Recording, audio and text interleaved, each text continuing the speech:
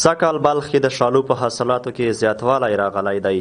شالو په تازه میوو کې یو له باتام او باذایقه ځانګړو میوو څخه دی. سږکال د بلخ ولایت په بلخ ولسوالۍ کې د تیرو کلونو په پرتله د شالو په حاصلاتو کې ډیروالی راغلی دی. د بلخ ولسوالۍ یو شمېر بڼوال د شالو له حاصله خوښ دي، خو د سړکونو له نشتون شکایت لري.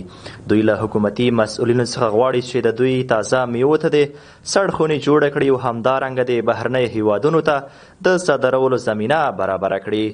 تنها سردخانه ضرورت اساس ضرورت است، به خاطر از اینکه بعضی میوه‌جات ما مثل چیز اینمی آلوی تاشکندی هم اگر سردخانه باشه ما میتونیم که در روز نگاه کنیم، 5 روز نگاه کنیم و بغیر از او اینمی یک روز که نگاه کنیم روز دوم در گرمی خراب میشه. خصوصا شفتالو، سیب این چیزا به سردخانه ضرورت داره.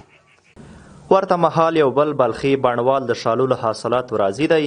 نوموړی پر ټولو بزګرانو غږ کوي چې د شالو ترویجولو ته مخه وکړي، ځکه د کوکنارو او چرسو غوره بدیل دی. امسال بازارها نسبتا به سالهای دیگه به سال قبلی نسبتا خوب است دیگه. همین شالو را که حاصلش هم زیاد است و بازارش هم خوبش است.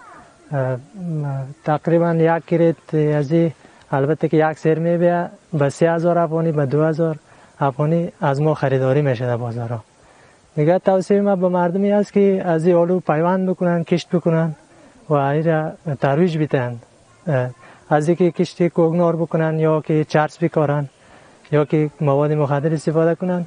این خوب است که از درختای میوه‌دار مثال شالو است یا زردالو است یا چیزای دیگه است از او استفاده بکنن.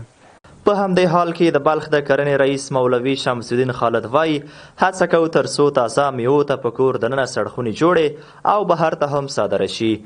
نوموړی زیاتوي د بزګرانو یاده ستونزه د کرنې وزارت سره شریکه کړې او هغوی ورته د همکارۍ ډاډ ورکړی دی. ما کوشش میکنیم که باید در خارج باید صادر شود. همچنان پیشنهادات هم کردیم. در رابطه با سردخانه ها ما پیشنهادات کردیم که باید سردخانه داشته باشیم، اینا ذخیره شود در وقت زیادش، در وقت کمبودش باز کشتی شود. انشالله ما به همکاری دهاقین انشالله به وزارت این پیشنهادات را کردیم. انشالله بزرگا هم به خاطر حل مشکلات دهاقین کوشش میکنند اندازه توان و قدرت دیگه. د یادونې وړ ده چې بلخ ولسوالۍ کې چهارسنګ، سمرقندیان او حصارک سیمې د آبوهوا له اړخه پر ځان غني دي او هر کال په زرګونه ټونه ډول ډول میوې بازار ته وړاندې کوي.